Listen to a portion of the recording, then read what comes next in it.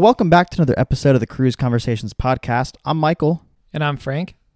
Today's episode is episode number 47, and we're sitting down with my sister Amanda and her boyfriend Cam to discuss their recent 8-day cruise on the Carnival Vista. Let's jump into it.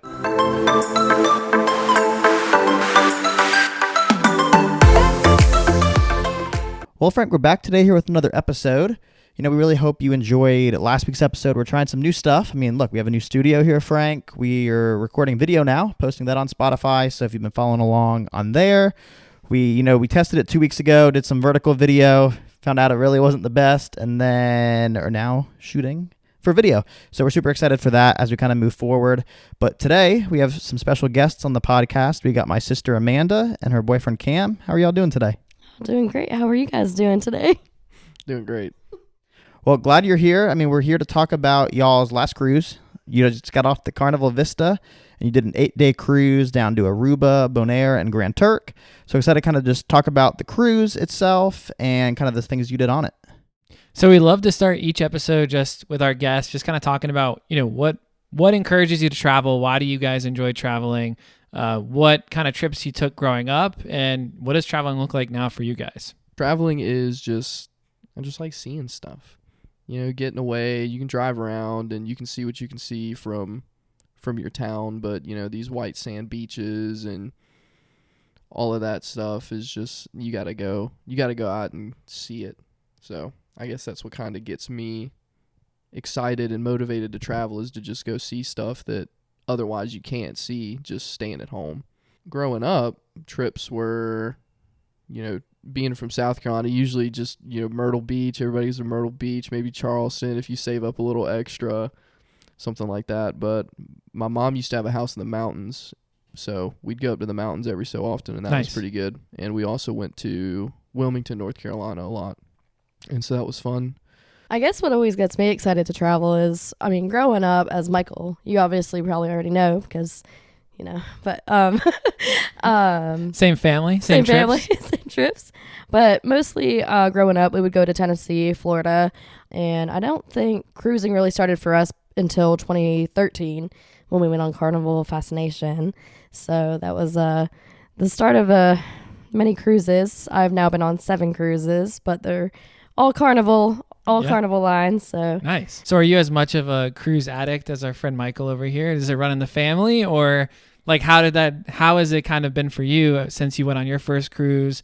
Now you're going on cruises without your family. Is it something like a way of traveling? You see yourself traveling on cruises a lot in the future, or is it just kind of like an addition to kind of like the other trips you can do, via land? Yeah. I wouldn't say I'm as big as cruising as Michael, but I do love it. We got the Alaska cruise planned next year, so we're really looking forward to that. I would say we've been talking about wanting to go out west recently, so we're trying to plan a trip for that, but probably won't be for a while. Yeah, so it's kind of what we're looking forward to for the future. So you guys live here in North and South Carolina, Charlotte-based area. You cruised out of Port Canaveral. So how was your trip down to Port Canaveral? Did you fly? Did you drive? And then when did you get in? We drove down. It was an interesting decision. It wasn't as bad as driving to Miami, but we drove down the day before. We ended up staying in a Holiday Inn, maybe 25 minutes away from where we dropped the car off, and then shuttled to the port. But the drive down was cake. It flew by. It was really fun. I enjoyed the drive down a lot. So I know you just mentioned you obviously stayed 25, 30 minutes away the night before, and then when you got up that morning, you went and parked your car. I'm guessing, I know in the past we've used Port Canaveral, so I'm guessing you kind of dropped your car off and they shuttled you over to the port? Yeah, that's actually exactly what we did. We parked the car once we got there. They have the little shuttles that will take you over to the port itself, and then once you get to the actual port, then you kind of just get unloaded, and then I guess whatever time that you actually have to get onto the ship, you follow that, but we didn't really follow that, so we just kind of got on. We were like, oh, maybe we can get on earlier, Yeah. see how that goes. So we actually did, but yeah, that's exactly what we did. How was it getting, when you got on, I know Port Canaveral, it's pretty organized if you get there early with parking and everything. How was it getting on board the ship? Was it pretty hectic, or was it pretty, smooth sailing, no pun intended, getting from the shuttle onto the Carnival Vista? It was pretty seamless. They dropped us off pretty much right there at the door. It was a little chaotic trying to figure out where to stand, but once we talked to some people, they were able to direct us, and they had the line moving really fast. So by the time that we hopped in the line and decided that we might get in there and go ahead and secure our spot, they had pushed everybody from the earlier time through, and so we hopped in a little bit earlier than our time, but we were sort of the first people of our time slot to get there. They were just moving everybody really quick, but it was really nice. It was organized, and like I said, they were getting everybody on pretty quick. So you got on board this beautiful ship, and you walk in. Was it the atrium that you come into? What was the first thing that you guys did when you got on board? The very first thing that we did was we went right to our muster station. We wanted to get that out of the way, get it done. So as soon as we got to our muster station, it took like a minute, and then we were off, and we went straight up to Lido. Now, with the elevators being super crazy on the first day, we had to take the stairs, which was obviously I'm not a fan of.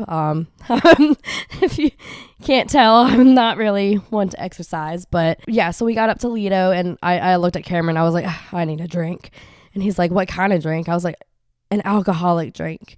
And so we got a drink and just kind of hung out. And Cam, we haven't mentioned it on the podcast yet, but you just turned 21. So this is your first time being able to legally drink on a cruise ship. I did. I turned 21 a few days before we got on the cruise, bought the drink package quick as we could.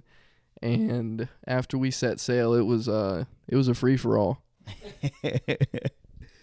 So, all right, you got your drink up on the Lido deck. Now, at some point, they probably opened your room, so you got to go wander off to your room. What type of room did you book, and how was it?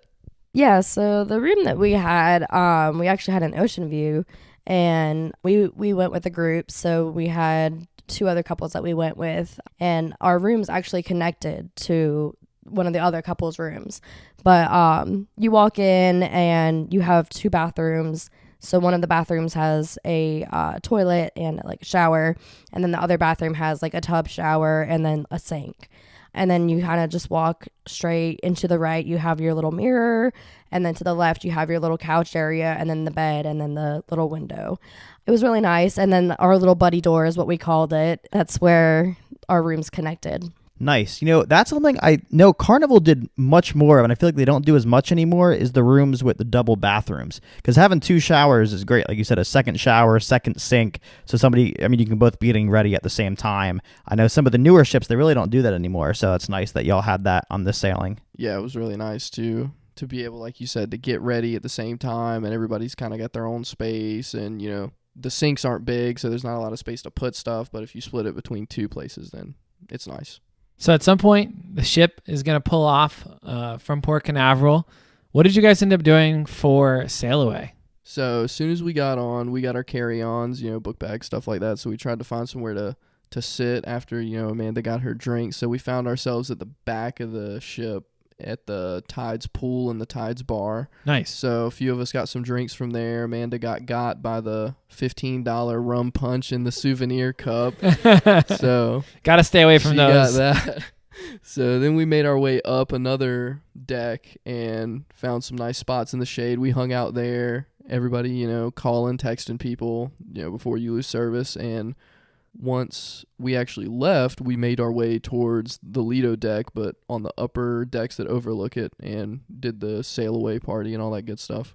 Nice. Yeah, I feel like the sail away party is always a fun time on Carnival. I know I've always enjoyed kind of just being around and just watching people watching people dance and go crazy that first day, because like you said, everybody's just getting on the ship, everybody's starting to drink all at the same time, so we can get pretty crazy up there. But like I said, it's always a fun time. So like we said, this cruise went to the Southern Caribbean. So your first port stop was in Aruba. So we're going to kind of go over kind of what you just did at each port stop. What did you end up doing in Aruba for the day? Yeah, so we actually did an excursion. It was called like De Palm Island that we had done. And basically once you get off the ship and you're waiting for all the excursions, we had gone on a bus, and they took us over to the island itself, but then you actually had to get on a boat to get to the actual island. So we went on a boat. They took us over to the island, and then we kind of just hung out there. They had like snorkeling, water slides. There was flamingos there, but really wasn't what we were expecting. I don't think the pictures were definitely a lot more Nicer than what was there. nicer than, yeah, basically what it actually was. Crazy story though about that. There was this girl that had, I guess, drank too much or something, but actually had to be wheelchaired out of the island. And she and her boyfriend were there, and I guess like they were on a different cruise, but I guess they ended up missing their cruise ship. Oh no. Yeah, so it was a crazy situation that we saw. Was this island like, was there lunch there, like drinks involved being included in the price, or were things extra? Yeah, it was. Lunch was included. It was basically like a buffet style, not buffet, but like you could go up, get as many as you want. Same with the drinks. I mean, they were unlimited, so you could just keep on going up and getting more and more. So, but they had a little beach area too that we kind of just hung out at the entire time. And how was kind of like the port area itself? I know like a lot of the ports these days kind of have bunch of newer shops and like pools around it and all that. Is the Aruba port like built out like that, or is it kind of you just get there and you have to go like your different ways for an excursions? They had a central building that they kind of funnel you through once you get off the boat. In there, they've got some shops, and it's your usual T-shirts, stickers, you know, your souvenir stuff per se. And then after you get shuttled through the port, you're just there. You know, that's where everybody's waiting for their excursions. It's not a big area. It's a little hectic. But then you actually got to walk quite a little ways to get through the little security gate to actually get out. But it was nice. But overall, you feel like the excursion you did was a good value? It wasn't bad. It might have not have been as glamorous as the pictures made it out to be, but it was a good time nonetheless. You know, Okay. The local beer they had on draft was good. The mixed drinks were good, nice and strong. Beach was nice. The beach was nice. The snorkeling was awesome. They had a bunch of rainbow fish and some other just crazy stuff that, like I said earlier, you know, you just can't see that. So it was a good time. The flamingos were cool. Who doesn't love flamingos? So Love a good flamingo. yeah. Cool. Well, sounds like you had a good time in Aruba. The next stop was Bonaire. What did you guys end up doing here in Bonaire? Yeah, so once we got to Bonaire, we didn't have an excursion plan. So what we did was we just got off the ship and just walked around. We actually ended up stopping and going shopping for a little bit. And we found this little area where you could actually like just jump into the water. It's kind of like a little pier type thing, I would describe it as. So you got down to the pier, you could just put your stuff down. They had little benches and everything. And you could just jump into the beach and kind of just hang out there. We had bought goggles, and we had that's where the rainbow fish was in that little area. And it was really cool. They're really pretty. But they actually ended up, like 4 of them in our group got stung by something. So, Oh, gosh. Yeah. So it was like one after the other. They were like, oh my gosh, I got stung by something. And I'm like, I'm so glad I got out before any of this happened. So, but it was a really nice time.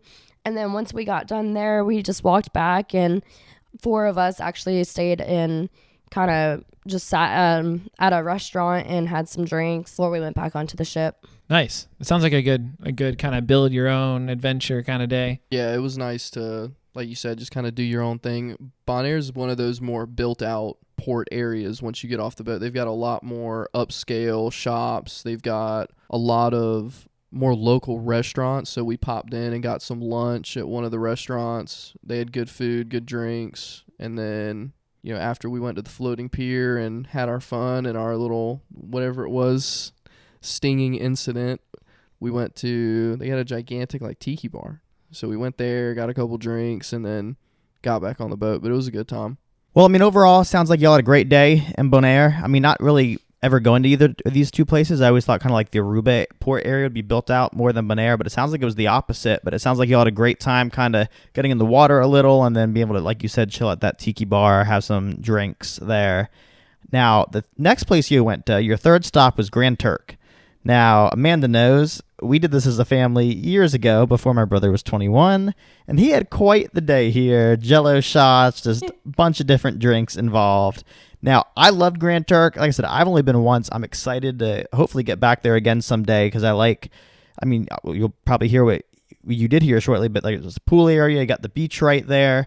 How did you guys spend your day here in Grand Turk? Yeah, so as soon as we got off the ship, because like you said, we had been there before, so I was kind of being the leader of the pack, and I'm like, all right, guys, let's go this way, because I know there's a pool and there's a beach, and, well, some guy kind of caught us on the beach and was like, all right, well, let's go get some chairs, and you guys are going to rent them for the day, so that's what we did.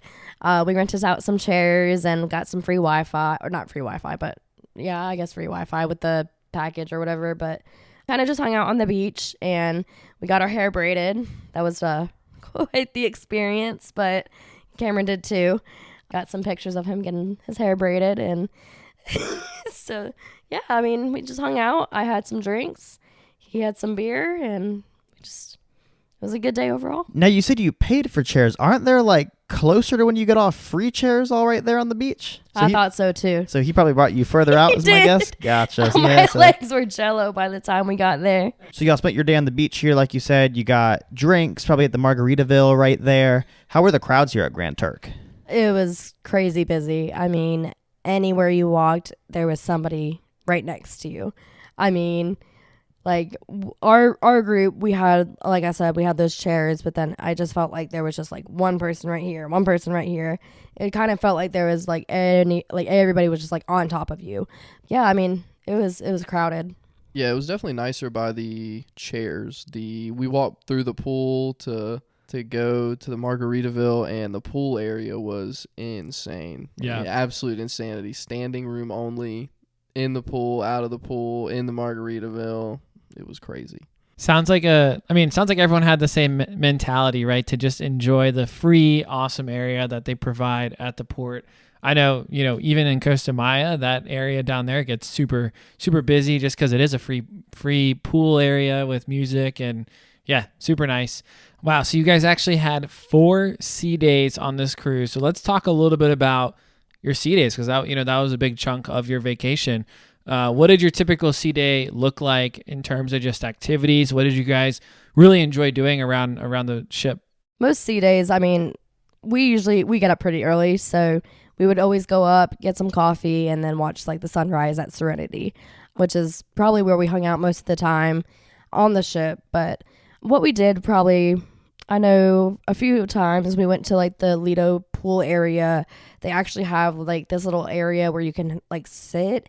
I don't really know how to describe it, but it's like a little like tiki kind of look. And with the pool, you could just kind of just sit and then put your feet in the water. Oh, nice. So that was really cool. We kind of did that one day. Usually most days, I mean, we would just hang out really at Serenity and either go in the hot tub, just get some drinks, have a good time. It was mainly just relaxation that we would be doing on those sea days. I know a few times he did that little pedal thing. I don't know what it's called. The sky ride. Yeah. So he did that a few times. I don't know. He could probably tell you how it was. I didn't do it. So Tell us about it, Cam. How was it? I had never done it before. The sky ride was exhilarating. Yeah. It was amazing. It's a lot of effort. I thought there was going to be some assistance, but it's just you and the pedals up there, man. It is, but it's good. So this wasn't like the Bolt roller coaster you saw on Celebration. No, this was not the Bolt roller coaster. This was very manual.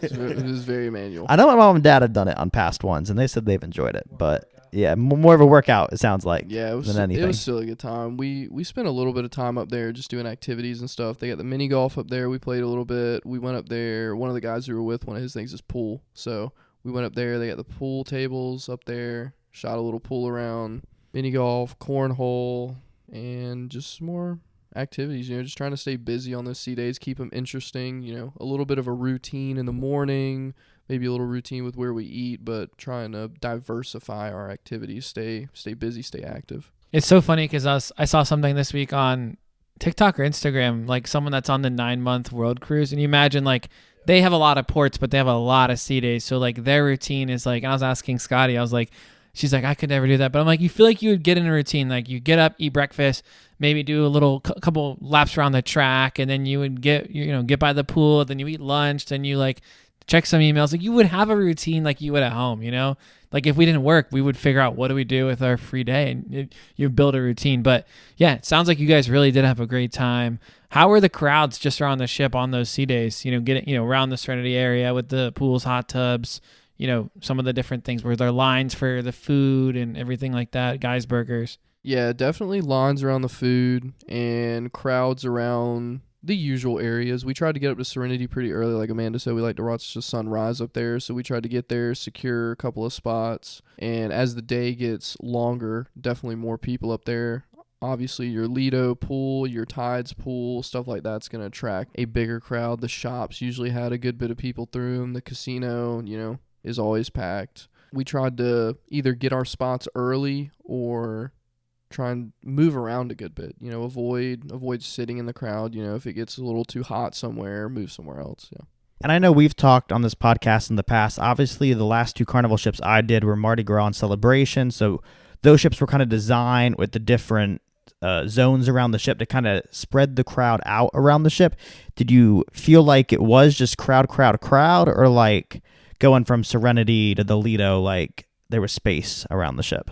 There was definitely some space as you're like just trying to walk to another place, but as far as like there being different zones, I wouldn't say there was exactly like different areas that were specific to something. I mean, you basically just had kind of like restaurants or the Red Frog Brewery, like they were all just kind of put in different spaces.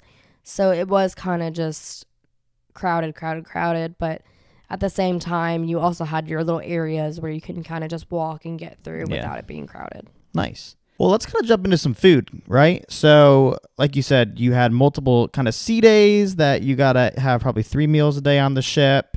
Where do you guys find yourself eating for like breakfast and lunch throughout the day? Breakfast mainly we either did at Lido, or if it was a sea day, we would do the sea day brunch.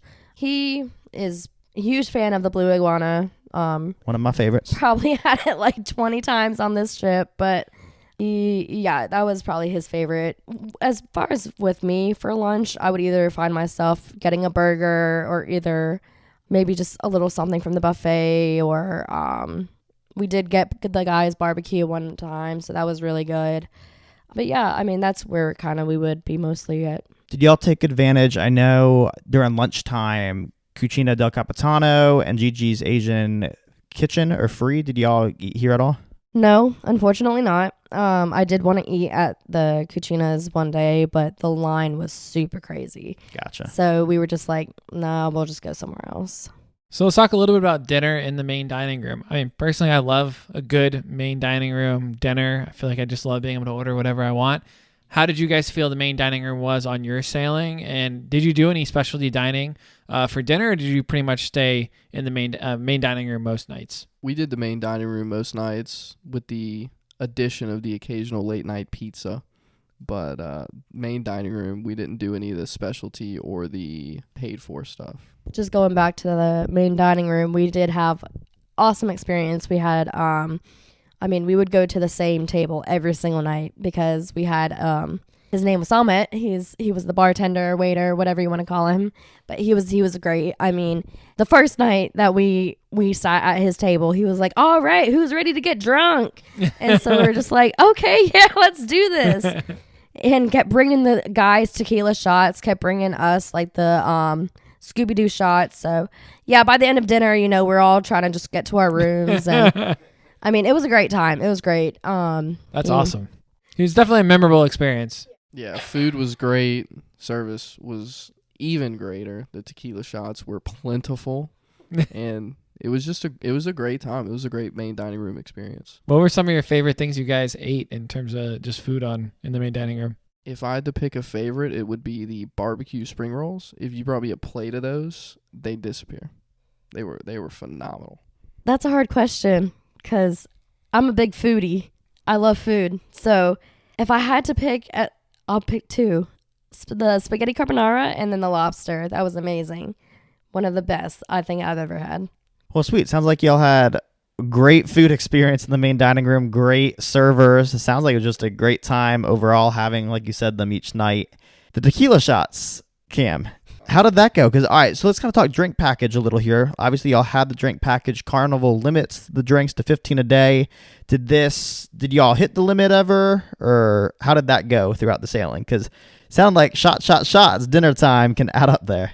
Got close, but never hit the limit, or if I did, they didn't tell me. But it was a good time. Summit is a big liquor guy. You know, he's not a big beer guy, so... My buddy Billy that we were with, his thing is tequila, so he ordered a tequila shot, and you know, you get suckered into the tequila shots and found a new love for tequila shots. So instead of trying to drink a 12-ounce, 16-ounce drink and then some water with it to be responsible, it's a lot easier to shoot tequila and then just sip on a water. But it was a good time. Nice. Well, all right, let's kind of talk about some other add-ons. So like we just said, you had the drink package. Did y'all end up doing any sort of Wi-Fi packages or spa packages or any of that, or no? We personally didn't. There was one person in our group that did do like the Wi-Fi package, but as far as we like had it, we like to disconnect whenever we're on a cruise. So yeah, it was really nice to just kind of forget about everything and just enjoy your vacation, in my opinion. So obviously there's a lot of great entertainment on the Carnival Vista. What did you guys find yourself really enjoying in terms of the shows or comedy that you saw? Yeah, so honestly, we didn't do as many shows or comedies that I probably would have liked to, but we did end up doing a comedy show one night, and then the Love and Marriage show, which is one of my favorites. Yeah. And so that was hilarious, and I honestly thought it was better than the comedy show. Because like these people get on the stage and you're like, is this real life? Like, are these people actually real? I mean, Have they actually been married for 40, 50 years? No, but that wasn't even the crazy part, because the one that was only married for like a year and a half, oh my gosh. So when they brought the girls on stage, the girl answered, okay, so the guy, or Marte, the cruise director, he was like, your significant other is in front of you and he's fully naked. Poof, one thing has changed, or two things have changed on him. What would you have changed? And this girl, she's like, oh, his bank account. And I was like, oh my gosh, this can't be real. And then the same couple, that was the dude's turn, he was like, okay, so what is the ugliest thing? Or no, you haven't seen ugly until you've seen my wife's blank. And then this dude's answer was, my wife makeupless on a Sunday in her comfy clothes. I was like, I think they should be on Jerry Springfield. It's Jerry Springer. If they did divorces on the cruise, I would have paid for theirs. Oh, speaking of shows, we put on a show, second port day that night after 4 tequila shots at dinner. Beer pong tournament at the Red Frog Brewery. You're looking at second port day, beer pong champion. Yeah. Congrats, Cam. I'm proud. I mean, probably one of your first times playing beer pong, right? Just turned 21. First time, natural. Well, it sounds like y'all had some nice evenings on the ship. I mean, like you said, between the comedy, the Love and Marriage show, did y'all do any sort of like time in the casino or in the nightclub at night? Or like, how did you spend the later evenings? Did you do anything, or did you just kind of take it easy, get your late night pizza and call it a night? Usually taking it easy. We didn't visit the nightclub. I wasn't super impressed with the casino. We were on the Celebration. Yeah. And they have a gigantic casino and an equal size non-smoking casino. And so I'm not trying to stand there and end up smelling like cigarettes. And so their whole casino is smoking except for one little back room. They got like 10 slot machines and 4 tables. So it was pretty lackluster. So we didn't spend too much time there. I'm not good at gambling either. I didn't feel like giving money away. What do they typically say? Half the time they say, oh, the house always wins, or stuff like that. But yeah, like you said, I know the smoke-free casinos knew around that ship, because the ship was actually just in dry dock kind of towards the end of last year. So, I mean, it's nice that they have that now. But yeah, but like you said, if you're not a smoker, I can see how it's hard to kind of sit in the casino all night long. So like we like to say on this podcast, most times all good cruises have to come to an end. So you finally had your disembarkation day. You know, you had that kind of that last night, probably sad, kind of packing up because you knew your vacation was about to end that next day. How was disembarkation? Did you leave your suitcases out at night? Did you just walk off with it? And kind of just how was the process of disembarkation? Yeah, so actually what we did was we just took all of our stuff off with us. Cameron actually went to the little disembarkation information session in the theater to kind of see what we had to do. And our time was like 8:30 or something. But we actually ended up getting off a little bit earlier than that. And it was really smooth. I mean, you basically just show them your card, they scan it, and then boom, you're off. So it was a fairly easy process. But yes, it was sad. You know, I hate when cruises come to an end, but yeah. Cool. Well, let's kind of wrap up and talk quickly just about overall thoughts, right? You guys have been on some awesome kind of the newer Carnival ships. Obviously, this ship's been out a little bit longer. How did that compare in terms of the service, the food?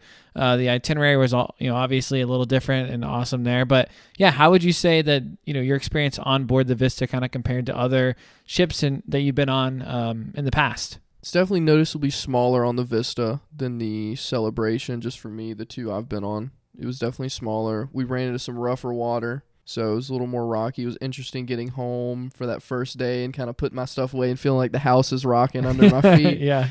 But it was good. The service was top notch. The food was amazing. The ports were good. Yeah, it was a fun experience. The room was nice. We had a interior last time, so the ocean view was nice. Get some sunlight in there. Yeah, it was just a good time overall. Yeah, I mean, compared to the other ships that I have been on, definitely a lot more rockier, and I just have motion sickness as it is, so I was definitely feeling it a few times. I was like, okay, I need to sit down. It's a little rocky, but we were also at the back of the ship where our room was, so I think that kind of makes it a little bit worse than, because I hear it like sometimes it's better to be in the middle of the ship, but yeah, I mean, if anything would have been different for me, it's just I wish it would have been smoother. And how about the itinerary now? Because I was looking at kind of a lot of the cruises we've done as a family. We've kind of balanced out the Eastern and Western Caribbean. How would you say the Southern Caribbean was? Would it be like your next cruise? Would you want to go back to the Southern? Would you want to rather do the East or West again? What did you think of the itinerary as a whole? I enjoyed it a lot. I would love to go back to Bonaire. That was probably my favorite part of the trip. How about you, Cam? Did you prefer the Western Caribbean we did last time, or next cruise would you do the Southern Caribbean again? I think I liked what the Southern Caribbean had to offer, but it's also nice to have your own personal cruise planner, Michael, on board, planning all the excursions and keeping everybody in line for the itinerary. So the Western Caribbean was very fun. Michael had it squared away. We had awesome excursions, but I think that it would be cool to go back to the Southern, especially since you haven't been there. It'd be cool to go back and get some more of that stuff lined up. I feel like you're good at finding the gems that these places have to offer, the fun stuff. I was going through videos again the other day, and the videos of you ziplining and diving off the zip lines came up. You and my dad doing it. They were funny to see again. And we were also looking at some of the snorkeling videos last week. Frank goes, "Man, you look real white in that video." I was like, "Nope, that's not even me. That's Cam snorkeling." That was me. The snorkeling was awesome. I liked how deep the water was there compared to the Southern Caribbean. We snorkeled a little bit, like Amanda said, at Deep Palm Island, and it was just shallow, but it was cool when we went. And yeah, the zip lining was awesome. I wish they had some backcountry zip lining in the Southern. Just wrapping up, is there anything that you guys, would have done differently if you could go back and change it, or any recommendations for, anyone else going on a similar cruise in the future? I'd maybe prepare a little more for the excursions, do a little more research beforehand. If you don't have the Wi-Fi package, like I said, we didn't have it, so there was no way for me to really research what excursions we were going to do, so I just kind of picked one that looked good off of the pictures, which, still wasn't a bad time, but turns out that's not the number one thing to do in Aruba. So had I known, we probably would have done something different. Yeah, that's a great tip. Always just plan ahead and research and try to do it before you get on the cruise too, to get the best price. Well, it was really fun having you guys on this episode. We really enjoyed having you, Amanda and Cam. Thank you for coming on, and hopefully we can get you back on a cruise soon and we can have you back on the podcast. Yeah, well, thank you guys so much for having us. I've been begging Michael to have me on the podcast now forever, so it's been great. Yeah, it was a great time. Great cruise, great podcast. I appreciate you guys having us on. Well, that's going to wrap up this week's episode of the Cruise Conversations podcast. We just want to thank Amanda and Cam again for coming on to talk about their recent cruise vacation on the Carnival Vista.